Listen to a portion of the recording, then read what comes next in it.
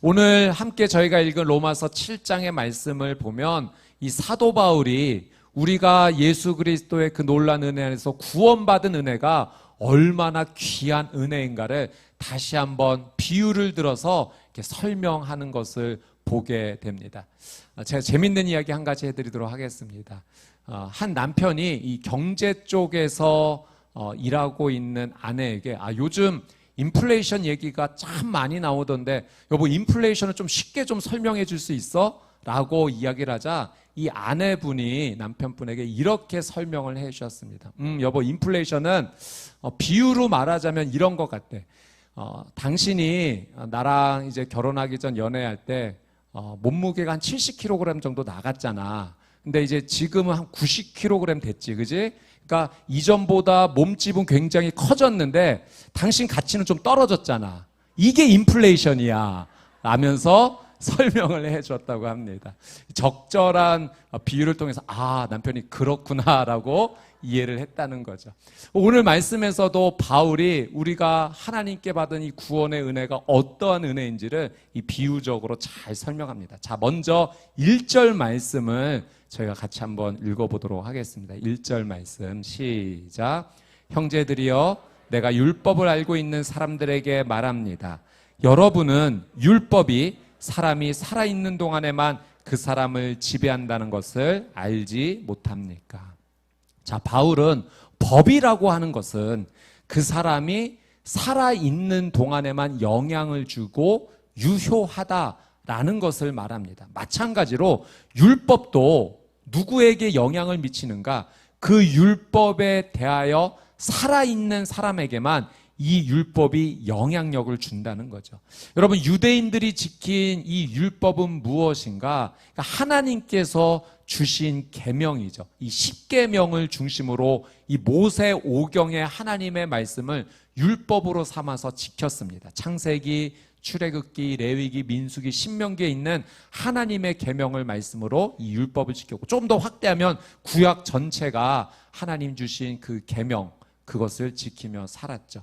그런데 이 유대인들이 이 율법을 지켜나갈 때 이것을 한 613개 정도로 이렇게 정리를 해서 지켰다고 합니다. 그래서 해야 되는 것 248가지, 하지 말아야 될 것 365가지 이렇게 나누어서 이 말씀을 지켰습니다. 말씀을 지키는 것, 이건 잘못된 것이 아니죠. 하나님께서 이 계명을 지키는 자에게 생명이 임할 것이고 이 계명을 따르지 않는 자에게, 즉 하나님을 경외하지 않고 우상을 섬기며 나가면 반드시 멸망할 것이다 라고 말씀하셨기 때문에 이 계명을 지키는 것 자체가 문제는 아닙니다. 그런데 문제가 일어난 것은 유대인들이 이 율법을 지켜 나아갈 때 이 말씀을 주신 하나님보다 이 율법 자체를 더 중요하게 여겼다는 거예요. 여러분, 우리 부모님들이 자녀에게 어떠한 권면이나 교훈을 준다면 그 교훈이 중요합니까? 교훈을 준 부모님이 더 중요합니까? 그 부모님이 더 중요하지 않습니까? 근데 거꾸로 된 거예요. 부모님은 안중에도 없고 우리 부모님이 이런 말씀했으니까 난 이것만 해야지, 이렇게 된 겁니다. 유대인들이 이 율법을 지키느라 율법을 너무 소중하게 여겨서 율법을 주신 하나님의 목적에 어긋나게 되는, 오히려 그래서 하나님을 무시하게 되는 일들이 그의 삶 가운데 일어났던 거죠. 그 대표적인 예가 마태복음에 있습니다. 마태복음 15장 1절에서 6절의 내용을 저희가 한번 살펴볼 텐데요. 먼저 1절, 2절을 저희가 한번 같이 읽어보도록 하겠습니다. 시작. 그때 예루살렘에서 온 바리새파 사람들과 율법학자들이 예수께 다가와 물었습니다. 자, 보십시오. 누가 물었냐면 율법학자들, 바리새파 사람들, 율법을 철저하게 지키는 사람들이 와서 물은 거예요. 뭘 물었습니까? 2절 시작. 왜 선생님의 제자들은 우리 장로들의 전통을 지키지 않습니까? 음식을 먹기 전에 그들의 손을 씻지 않습니다. 무엇을 문제 제기했습니까? 왜 예수님의 제자들은 무엇을 지키지 않는다라고 율법학자들이 말했나요? 왜 장로들의 전통, 그러니까 우리 선조들이 계속해서 지켜왔던 전통을 지키지 않습니까? 이 전통이라는 것이 무엇이냐면 입에서 입으로 계속해서 전해져 내려왔던 이 불문법입니까? 이 율법을 지키는 가운데 이 율법을 지키기 위해서는 이렇게 행해야 된다는 것을 그들이 또 만들어낸 거예요. 그래서 그것이 입으로 전달되면서 그 율법을 지키고자 하는 전통을 새롭게 만든 겁니다. 어떤 전통? 음식을 먹기 전에는 손을 씻어야 된다. 근데 율법에는 음식 먹기 전에 손을 씻어라라는 말이 없어요.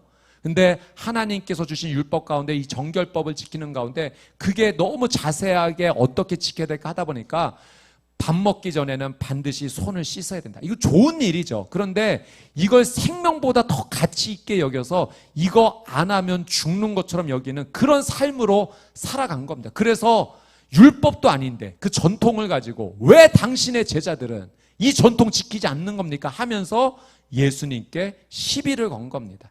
자, 이 말씀에 대해 예수님께서 무엇라고 대답하시는지 보십시오. 3절 말씀 같이 읽습니다. 시작.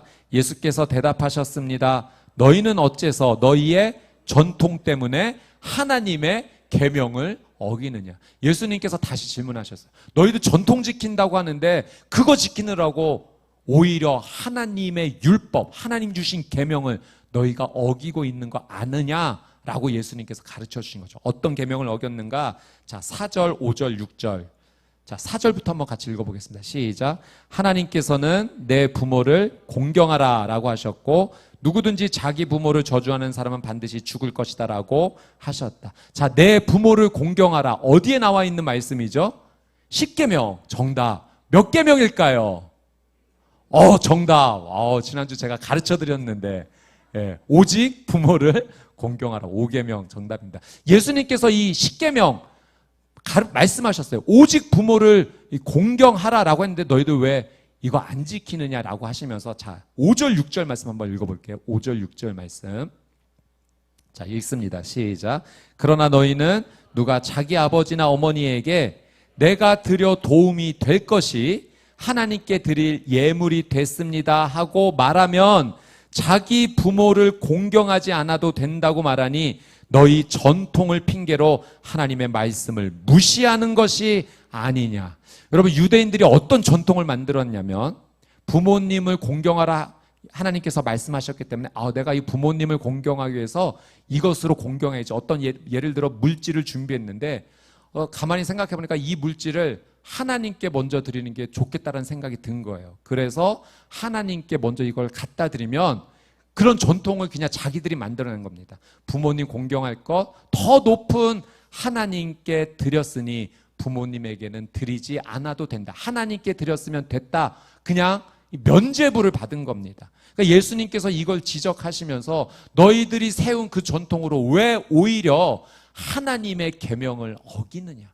나중에는 유대인들이 이걸 악용해서 하나님께 드린 바 되었다라고 하면 안 해도 되니까 예를 들어서 부모님에게 예를 들어 한 10만 원 정도 이렇게 해서 섬겨드려야지 했는데 이거 드리기 싫어서 하나님께 1,000원 드리면서 이제 하나님께 드린 바 됐으니 안 해도 된다. 이렇게 자기의 욕심을 따라서 오히려 죄를 짓고 살았던 겁니다. 그러니 예수님께서 너희들이 세운 전통 지킨다고 하나님 계명 무시하고 그렇게 율법 지키지 않는 거 그거 잘하는 것이냐라고 오히려 예수님께서 말씀하신 거예요. 자, 유대인들이 율법을 지킨다라고 했지만 하나님께서 주신 그 의도를 떠나서 오히려 율법 자체를 너무 중요하게 여기면서 그 율법 주신 하나님을 무시하며 살아가는 삶을 살았던 겁니다. 그래서 그 율법에 속박이 되어서 음식 하나 제대로 먹지 못할 정도로 손 씻지 않으면 음식을 손도 대지 못할 만큼 그렇게 속박받고 살았던 거예요. 바울은 이런 상황 속에서 이 율법의 잘못된 속박에서 벗어나야 된다. 하나님께서 우리를 이 율법의 속박에서 벗어나게 하는 은혜를 주셨다라고 하면서 예수 그리스도를 소개하고 있습니다. 자, 2절 3절 오늘 로마서 7장의 2절 3절 말씀 같이 한번 읽습니다. 시작. 결혼한 여자가 그 남편이 살아있는 동안에는 법으로 남편에게 매여 있으나 그 남편이 죽으면 남편의 법에서 벗어나게 됩니다. 그러므로 남편이 아직 살아있을 때 여자가 다른 남자에게 간다면 간음한 여자라 불릴 것입니다. 그러나 만일 남편이 죽으면 그 법에서 벗어나게 되므로 다른 남자에게 가더라도 간음한 여자가 되지 않습니다. 자, 율법에서 이 벗어나는 것을 설명하기 위해서 바울이 이 법에 대해서 이야기하는데 이것을 이제 결혼 비유로 설명을 하는 거죠. 이 법이라고 하는 것은 그 사람이 살아있는 동안에만 적용되고 유효되는 거 아닙니까? 남편과 아내가 서로 결혼하면 서로가 서로에게 법으로 이렇게 함께 속하여 있는 것입니다. 남편과 아내가 서로 살아있음에도 불구하고 이 배우자가 다른 사람을 쫓아서 간다면 그건 간음하고 음행하는 일입니다. 그렇게 해서는 절대 안 됩니다. 그러나 배우자가 만약 죽게 되면 이 서로에 대해 미치는 법의 영향력이 이제는 멈추기 때문에, 서로를 향한 결혼법이 멈추기 때문에 남은 배우자는 다른 사람과 또 결혼할 수도 있는 것입니다 라고 이야기를 설명하면서 법이라고 하는 것은 그 사람이 살아있는 동안에만 영향을 주는 것이다 라는 것을 설명을 하죠. 여러분, 우리가 예수님을 믿기 전의 상황이 어떤 상태였냐면 이 율법의 지배 아래 머물러 있었던 상황입니다. 더 정확히 말하면 이 율법이 말하고 있는 바는 율법 지키지 않으면 멸망한다라는 그 정죄의 선포인 거죠. 그 법 아래에서 우리가 끌려다녔던 겁니다. 그래서 우리가 지난주에 우리가 그렇게 끌려다녔던 삶을 죄의 지배 아래 머물렀던 삶이라고 표현한 거예요. 죄의 종으로 살았던 삶, 예수님을 믿기 전에 우리의 삶. 그러니 사도 바울이 표현하는 이것은 다 똑같은 표현이에요. 예수님 믿기 전에 죄의 지배 아래서 죄에 끌려다녔던 삶, 그것이 율법의 지배 아래서 살았던 삶과 마찬가지다라는 이야기를 합니다. 여러분, 그렇다면 이 죄의 지배에서 벗어나기 위해서 오늘 본문의 표현에 따라서 율법의 속박에서 우리가 벗어나려면 여러분 우리가 어떻게 해야 되나? 바울은 이렇게 해요. 법이라고 하는 것은 사람이 살아있는 동안에만 영향을 끼치기 때문에 율법에 대해서 벗어나기 위해서는 율법에 대하여 죽어야 된다는 거예요. 둘 중에 하나는 반드시 죽어야 됩니다. 율법이 죽든지 아니면 내가 죽든지 둘 중에 하나는 죽어야지만 서로를 향해 이 미쳤던 이 법의 영향에서 완전히 벗어날 수가 있는 거죠. 자, 그런데 여러분, 율법은 절대 죽지 않습니다. 자, 마태복음 5장 17절 18절 말씀, 예수님께서 주신 말씀인데요. 같이 한번 읽어보도록 하겠습니다. 시작. 내가 율법이나 예언자들의 말씀을 없애러 왔다고 생각하지 말라. 없애러 온 것이 아니라 완전하게 하러 온 것이다. 진실로 내가 너희에게 말한다. 하늘과 땅이 없어지기 전에는 율법 가운데 한 점 한 획이라도 없어지지 않고 다 이루어질 것이다. 자, 예수님께서 하신 말씀이에요. 예수님께서 율법 없애러 오셨다고 말씀하셨습니까? 완전하게 하러 왔다라고 말씀하셨습니까? 완전하게 하러 왔다. 만약에 율법이 정말로 필요 없는 거라면 예수님께서 오셔서 내가 율법을 다 완전하게 없애러 왔다라고 선포하셨을 거예요. 그런데 예수님은 이렇게 얘기하셨어요. 하늘과 땅이 없어지기 전에는 율법의 한 점 한 획이라도 결코 없어지지 않을 것이다. 여러분, 율법은 나쁜 것이 아닙니다. 뒤에도 한번 잠깐 설명하겠지만 율법 자체가 죄는 아니에요. 율법이 하나님의 말씀이잖아요. 거룩하신 분이 주신 것이기 때문에 율법은 거룩하고 선하고 좋은 것입니다. 그런데 문제는 이 율법을 통해서 죄가 이 율법을 이용해서 우리를 죄의 삶으로 끌고 간다라고 하는 사실입니다. 자, 어쨌든 율법은 결코 없어지지 않을 거예요. 율법은 죽지 않는다는 얘기입니다. 그러면 누가 죽어야 됩니까? 내가 죽어야지만 이 율법의 속박에서 벗어날 수 있는 겁니다. 자, 로마서 7장 4절 말씀, 자, 같이 한번 읽어보도록 하겠습니다. 시작. 그러므로 내 형제들이여, 여러분도 그리스도의 몸으로 인해 율법에 대해 죽은 자가 됐습니다. 자, 여기까지만 한번 볼게요. 자, 우리가 죽어야 돼요. 이 율법의 속박에서 벗어나는 길은 죽는 것밖에 없는데 율법은 절대 죽지 않으니 내가 죽어야 되는데 바울이 이렇게 얘기합니다. 여러분은 그리스도의 몸으로 인해 율법에 대해 죽은 자가 됐다는 거예요. 여러분, 무엇으로 통해서 우리가 죽은 자가 됐냐면 그리스도의 몸으로 인해서. 이 바울이 말하는 그리스도의 몸으로 인해서가 바로 예수님께서 십자가에서 나를 대신하여 속죄의 제물이 되셔서 그 십자가에서 죽으신 사건을 말하는 겁니다. 원래는 내가 죄로 말미암아 죽을 수밖에 없었는데 나 대신 예수님께서 죽어주신 거예요. 내 죄를 사여 주시려고. 여러분, 우리가 계속해서 로마서 말씀을 함께 나누면서 우리가 예수님을 믿기 전에는 우리가 죄에 대해 연합했던 그런 상태였어요. 그래서 우리는 죄의 지배 아래에 있었죠. 그런데 우리가 예수님을 나의 구원자로 믿습니다, 이 고백을 하면서 이제는 이 죄에서 떨어져 나와서 예수님과 연합한 존재가 된 거예요. 예수님과 연합했다는 것은 예수님과 하나가 된 거죠. 예수님께 접목된 겁니다. 그래서 예수님께서 십자가에서 못 박혀 죽으실 때 나도 예수 그리스도와 함께 연합해서 예수님이 죽으실 때 나도 함께 죽은 겁니다.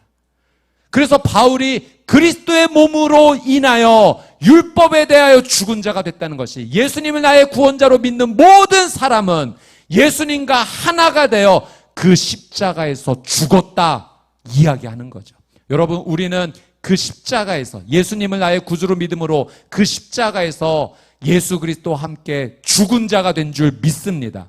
그 죽은 자가 누구예요? 나의 옛사람. 여러분, 내가 죄 짓고 살고 죄로 말미암아 멸망할 수밖에 없었던 나의 옛사람이 죽은 겁니다. 완전히 죽은 거예요. 그런데 이제 어떻게 됐는가? 예수님께서 그 십자가에서 죽음으로 끝나셨습니까? 그렇지 않은 거예요. 예수님께서 죽음의 권세를 깨뜨리시고 하나님께서 부활하게 하셨습니다. 여러분, 예수님께서 다시 살아나셨을 때 예수님을 믿는 우리는 예수님과 연합하여 다시 새 생명을 얻은 자가 된 줄 믿습니다. 그때 우리는 죽은 옛사람과는 다른 완전히 다른 새로운 존재로 우리는 다시 태어나게 된 거예요. 이건 창조입니다. 여러분, 누구든지 그리스도 안에 있으면 새로운 피조물이라. 새로운 피조물은 예전에 있었던 어떤 내가 조금 보수되고 좀 깨끗해져서 그 상황이 조금 좋아져서 나온 게 아니라 예전 것은 완전히 죽어버렸고 다시 새롭게 하나님께서 창조해 주셨다는 거예요. 예수 그리스도를 믿는 우리는 예수님과 하나가 되어 예수님 주신 새 생명으로 인해 그리스도 안에서 새로운 피조물, 새로운 창조물이 된 줄 믿습니다. 그래서 예수님을 믿는 자는 율법에 대하여 죽었고 예수 그리스도 안에서 살아난 생명의 존재가 된 것입니다. 이제 더 이상 율법이 우리에 대해서 주장하지 못하는 거예요. 왜? 죽었기 때문에. 이전에는 율법이 죄를 지은 자는 반드시 멸망할 것이다 라고 주장을 했다면 이제는 그 율법의 속박에서 우리가 벗어나게 됐어요. 죽었기 때문에. 그리고 예수 그리스도 안에서 생명을 받은 자로 새롭게 살아가는 줄 믿습니다. 예수 그리스도의 신부가 되어서 이제 주님과 하나 되는 생명의 은혜를 누리게 된 거죠. 자, 계속해서 5절, 6절 말씀 같이 한번 읽어보겠습니다. 시작. 우리가 육신에 있을 때는 율법으로 인한 죄의 정욕이 우리 지체 속에서 작용해 죽음에 이르는 열매를 맺게 했습니다. 자, 5절 말씀 잠깐 멈춰주세요. 5절 말씀 보면 색으로 표시된 부분만 보면 육신에 있을 때는 무슨 열매를 맺었다고요? 죽음에 이르는 열매. 당연하죠. 육신에 있었다는 것이 예수님 믿기 이전에 죄에 연합하여 살았던 자. 그러니 죄가 주는 이런 열매들만 계속해서 매주 나한테 나타난 겁니다. 미움과 시기와 다툼과 또 분열함과 거짓말과 도둑질과 음란함과 이런 모든 탐욕들이 내 삶에서 열매를 맺어서 나타날 수밖에 없었어요. 자, 6절 말씀 보겠습니다.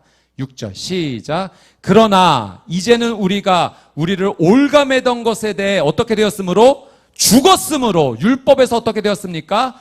벗어났습니다. 그러므로 우리는 성령의 새로운 것으로 섬기고 문자에 의한 해묵은 것으로 섬기지 않습니다. 여러분, 율법에 대해서 벗어났고 우리는 이제 어디에 속한 자가 됐냐면 예수님께 속한 자, 성령님께 속한 자. 그래서 우리는 더 이상 율법이 말하는 그 정죄의 지배를 받지 않고 무엇을 따르면 되냐면은 새로운 법이 우리에게 생겼는데 그것이 바로 성령의 새로운 것, 성령의 새로운 법인 줄 믿습니다. 예수님을 믿는 우리는 법을 따르고 살아야 된대. 예전에는 율법이 말하는 정죄 아래에서 살았지만 이제는 거기서 벗어났기 때문에 성령의 생명의 법이 나를 지배하고 우리는 성령님의 생명을 법을 따라 살아가게 되는 그런 하나님께 생명을 부여받은 자가 된 줄 믿습니다. 이것이 구원의 놀라운 은혜인 거예요. 그래서 이것을 사도 바울이 결혼을 비유로 들면서 그 법이 살아있는 사람에게만 적용되기 때문에 우리는 예수 그리스도와 함께 죽었고 살아나서 이런 놀라운 은혜를 누리게 된다는 것을 이렇게 쉽게 설명하고 있는 것입니다. 예수님을 믿는 믿음 안에서 성령의 새로운 존재로 성령의 법을 따라 살아가는 저와 여러분이 되시기를 주님의 이름으로 축복합니다. 자, 이제 마지막으로 7절 이하의 말씀인데요. 자, 계속해서 바울이 율법에서 벗어나야 된다. 율법에 대해 죽은 자가 돼야 된다라니까 여러분 율법이 이렇게 긍정적으로 느껴지십니까? 부정적으로 느껴지십니까?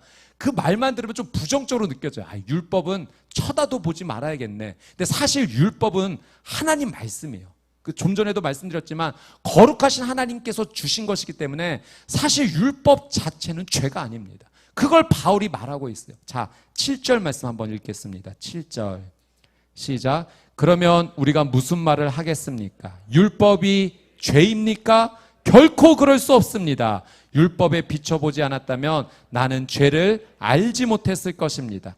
율법이 탐내지 말라고 하지 않았다면 나는 탐심을 알지 못했을 것입니다. 자, 이 율법이 나쁜 것인가? 죄인가? 결코 그렇지 않다. 거룩하신 하나님께서 주신 것이다. 그러면서 바울이 그럼 하나님께서 율법을 왜 우리에게 주셨는가? 그걸 설명합니다. 하나님께서 이 율법을 주신 것은 우리로 하여금 죄를 알고 깨닫게 하셔서 그 죄를 짓지 않도록 도와주시기 위해서 주셨다는 거예요.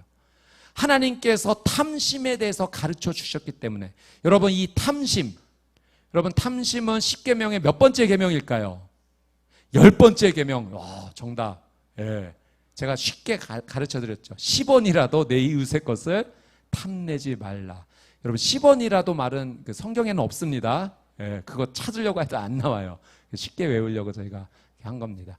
자, 이 탐심이라는 죄를 가르쳐 주셨어요. 그래서 내가 탐심하면 안 되는구나. 이거 죄구나. 경계하고 하지 않고 살아가야 돼요. 여러분 이 탐심의 죄를 정말 조심해야 되죠. 여러분 아담이 처음으로 지은 죄도 탐심입니다. 그 선과 악을 알게 하는 나무의 열매를 사단이 유혹해서 이거 먹으면 눈이 밝아져서 하나님같이 될 거야. 하나님같이 되고 싶었던 그 탐심. 그래서 사도 바울은 이 탐심이 곧 우상 숭배다라고 이야기를 했습니다. 여러분 이 탐심에 대해서 우리가 정말 조심해야 돼요. 이 탐심을 조심해야 된다는 재밌는 이야기 하나 해드릴게요. 어느 날 하나님께서 이 빈대 4마리에게 소원을 들어주시겠다고 하셨습니다. 그래서 이 첫 번째 빈대가 하나님, 저는 힘센 소가 한번 돼보고 싶습니다. 그래서 하나님께서 그 소원을 들어주셨어요. 두 번째 빈대는 그래 너는 소원이 무엇이냐? 하나님 저는 그 하늘을 나는 새들이 너무 부러웠습니다. 하늘을 한번 날아보고 싶습니다. 그래서 하나님이 새가 되게 해주셨어요.